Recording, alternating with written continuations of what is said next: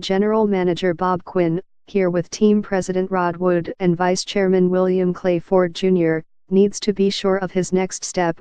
Photo, Daniel Mears/Detroit News. Allen Park. It's not over yet.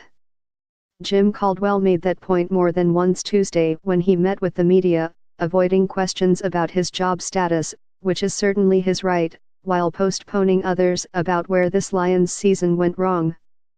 But only Bob Quinn can say for sure if the end is near. And while a decision on Caldwell's future is expected quickly after the Lions season finale Sunday against Green Bay, what happens next is unclear. To us, at least, there should be no hesitation on Quinn's part, though, and assuming he has full autonomy as promised and professed the franchise-altering decisions that will play out over the next few weeks better proceed with similar conviction. The Lions' succession plan the last time around didn't quite go as planned, with their No.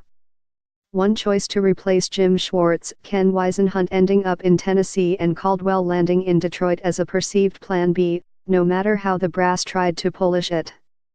Maybe that was a good thing in hindsight, as Whisenhunt didn't even make it through year 2 of the Titans' rebuild.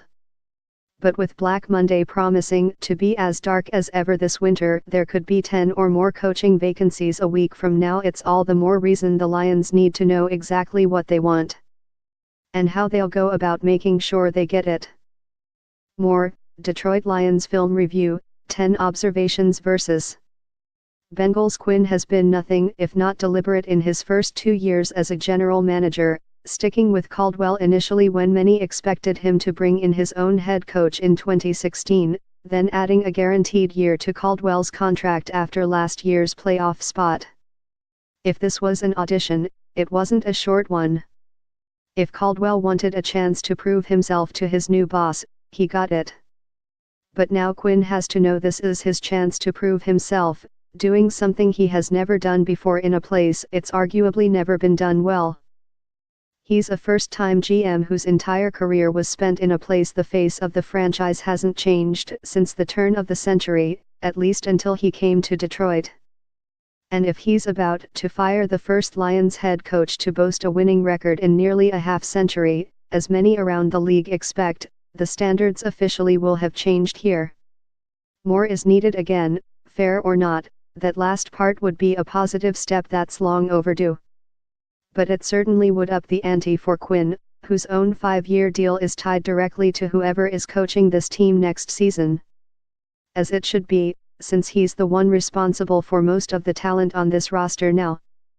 2 years in, fewer than 2 dozen holdovers remain from the Martin Mayhew era, so a non-existent run game and an anemic pass rush are on him and his staff, not someone else.